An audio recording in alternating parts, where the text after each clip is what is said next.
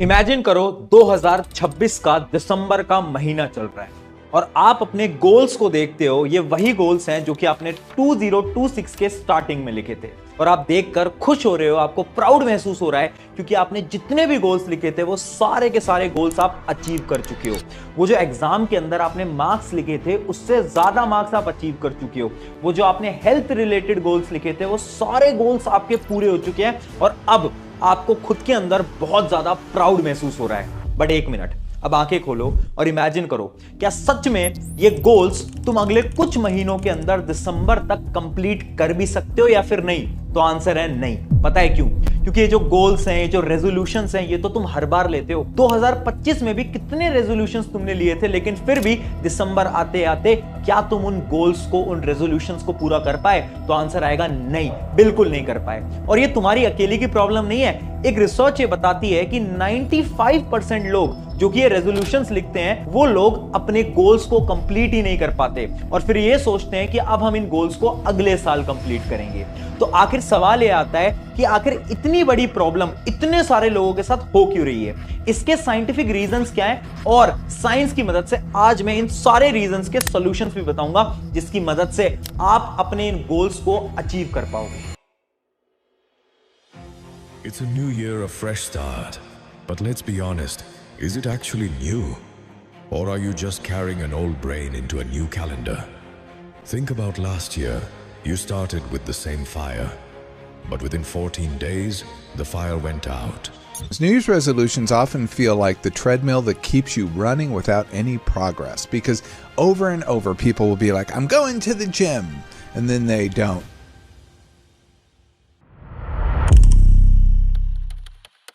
Hi everyone, मेरा नाम है प्रशांत। 2026 एक नया साल स्टार्ट हो चुका है।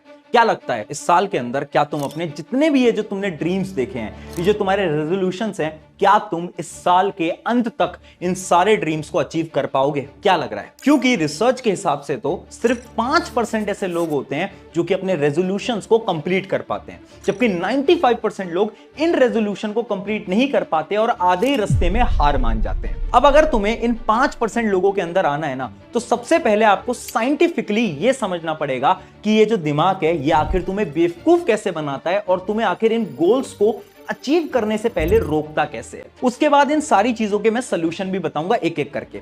लेकिन सबसे पहले समझते हैं कि उन 5 फेजेस के बारे में जिससे दिमाग तुम्हें इन सारे गोल्स को अचीव करने से रोकता है। सबसे पहले कहानी स्टार्ट होती है द फेज नंबर 1, जिसका नाम है द वेग गोल ट्रैप। यानी जब भी हम ड्रीम्स देखते हैं, यानी हम सपने देखते हैं, वो भी साल की शुरुआत में, तो ड्रीम्स हैं, वो गोल नहीं है। ड्रीम्स और गोल में एक बहुत बड़ा फर्क है। फॉर एग्जाम्पल, अगर मुझे किसी एग्जाम को क्रैक करना है या फिर मार्क्स अच्छे लेकर आने हैं या फिर एक अच्छी फिट बॉडी बनानी है, तो वो मेरा एक ड्रीम होगा, वो गोल नहीं है। गोल एकदम डिफरेंट चीज है और इसी की वजह से बहुत सारे लोग अपने इन ड्रीम्स को, इन गोल्स को अचीव नहीं कर पाते। इन सारी चीजों का सलूशन मैं आपको आगे बताऊंगा।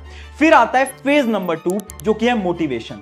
साल की शुरुआत में हर एक इंसान बहुत ज्यादा मोटिवेटेड होता है और उसी मोटिवेशन की वजह से वो कुछ ही दिनों में हार मानने लगता है। फॉर एग्जांपल, साल की शुरुआत में टाइम टेबल तो हर कोई बनाता है कि आज 4 घंटे पढ़ेंगे, आज 6 घंटे पढ़ेंगे, आज 10 घंटे पढ़ेंगे, लेकिन कितने दिन आखिर तुम उस टाइम टेबल को फॉलो कर पाते हो? मुश्किल से 5 दिन, 7 दिन या फिर ज्यादा से ज्यादा 10 दिन। 10 दिन के बाद ये जो दिमाग है ये हार मान जाता है और इसी मोटिवेशन की वजह से तुम जल्दी हारने लगते हो। इसके सोल्यूशन के बारे में भी आगे डिस्कस करेंगे। फिर स्टार्ट होता है द फेज नंबर 3, जो कि है डिस्ट्रैक्शन फेज।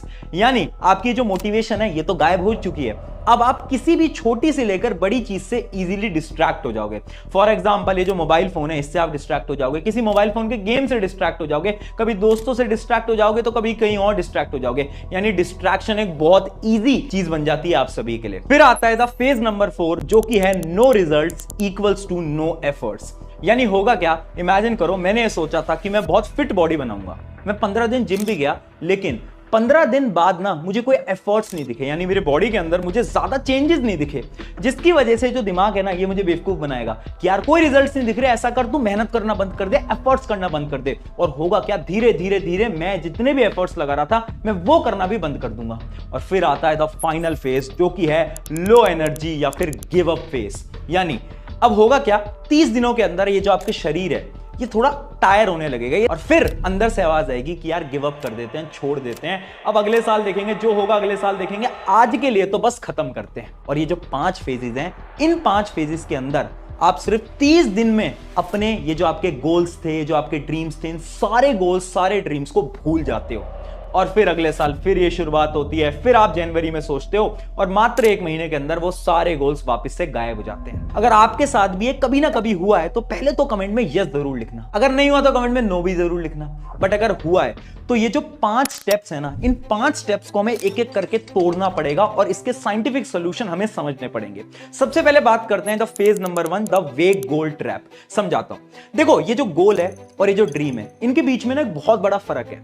फॉर एग्जाम्पल, अगर मुझे कोई एग्जाम क्रैक करना है तो वो ना मेरा एक गोल नहीं है, वो मेरी एक ड्रीम है। जबकि गोल ये पता है कब बनेगा, जब मैं ये सोचूंगा कि हाँ मुझे एग्जाम क्रैक करना है, मैं कैसे क्रैक करूं।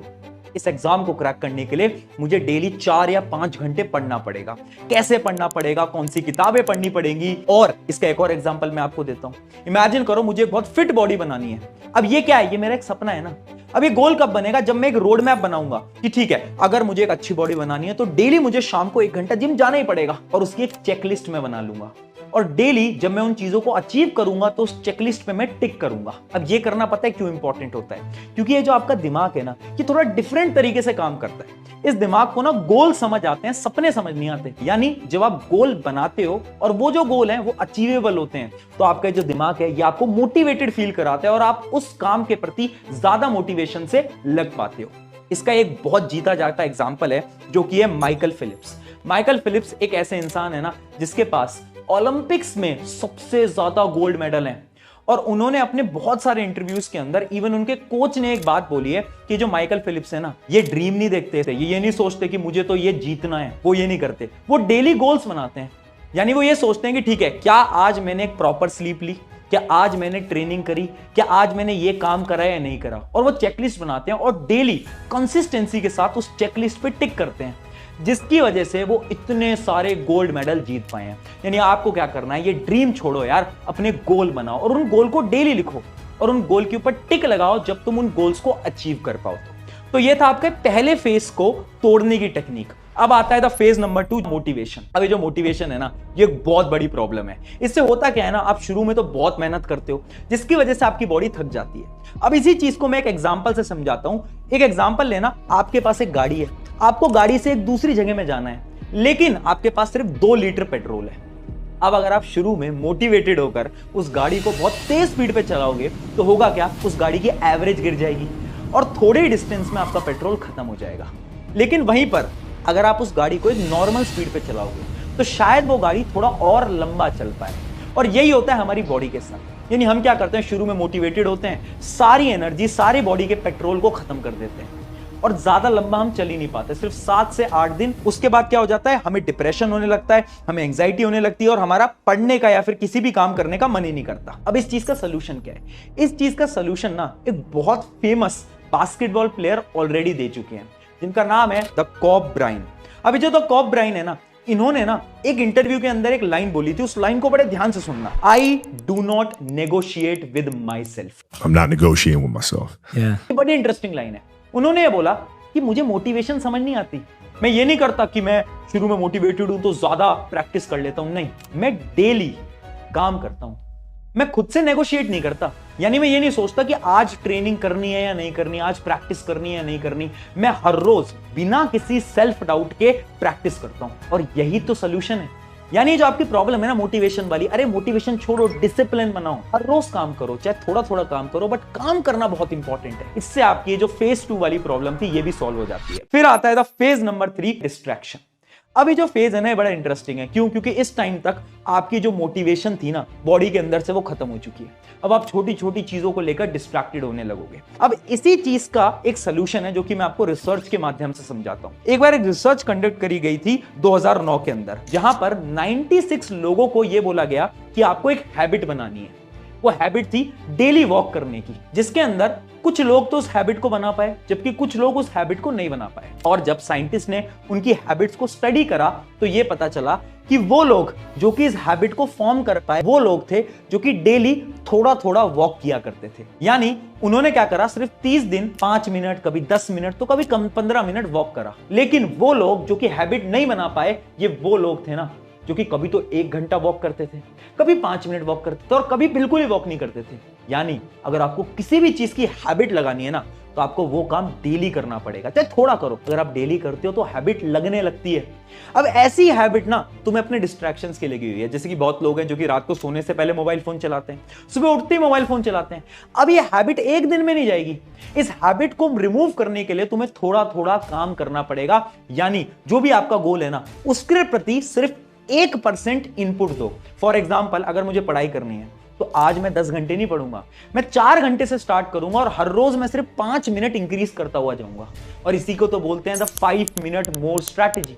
यानी सिर्फ 5 मिनट और बढ़ाते जाऊंगा और मुझे फिर पढ़ने की हैबिट लग जाएगी और ये जो डिस्ट्रैक्शन है ये भी खत्म हो जाएंगे। अब इसी चीज का एक रियल लाइफ एग्जांपल मैं आपको बताता हूं। 2003 से पहले ब्रिटिश साइकिलिंग टीम के पास एक भी गोल्ड मेडल नहीं था। उसके बाद क्या होता है, एक नए कोच आते हैं। सबको लगा था ये जो नए कोच थे ना ये ज्यादा प्रैक्टिस कराएंगे, 1 घंटे से 2 घंटे प्रैक्टिस कराएंगे, बट उन्होंने ही नहीं करा। उन्होंने क्या बोला पूरी टीम से कि हमें क्या करना है, हमें खुद को डेली 1% इंप्रूव करना है। यानी अगर मैं 1 घंटे प्रैक्टिस करता था तो अगले दिन मैं सिर्फ 1 घंटे 5 मिनट प्रैक्टिस करूंगा। और पता है रिजल्ट क्या आया? कुछ ही सालों के अंदर, ईयर 2008 के अंदर, ये वही साइकिलिंग टीम है जो कि गोल्ड मेडल जीत लेती है। यानी रीजन क्या था? रीजन था खुद को इंप्रूव करना। अब आती है 4th फेज की बारी, no result equals to no effort. और ये बहुत रियल प्रॉब्लम है, ये सबको फील होती होगी और ये सबके साथ होती भी होगी। अब इसके अंदर होता क्या है ना कि आप रिजल्ट नहीं देख पाते, जिसकी वजह से आपकी जो ब्रेन है, जो बॉडी है, ये डीमोटिवेट होती है और फिर उसके बाद आपको लगता है कि यार ये काम तो करना ही नहीं चाहिए। फॉर एग्जाम्पल, अगर मैं किसी एग्जाम की तैयारी कर रहा हूं, अब मैं पढ़ाई तो कर रहा हूं, मैं एफर्ट्स तो लगा रहा हूं, लेकिन मेरे रिजल्ट उतने अच्छे नहीं आ रहे, तो मेरे दिमाग को लगेगा कि यार रिजल्ट तो आ ही नहीं रहे, तो इतनी मेहनत करके, इतनी पढ़ाई करके फायदा क्या है? और कुछ ही दिनों में मैं पढ़ना बंद कर दूंगा, मेरे पढ़ने से इंटरेस्ट चला जाएगा। अब इस चीज का सोल्यूशन क्या है?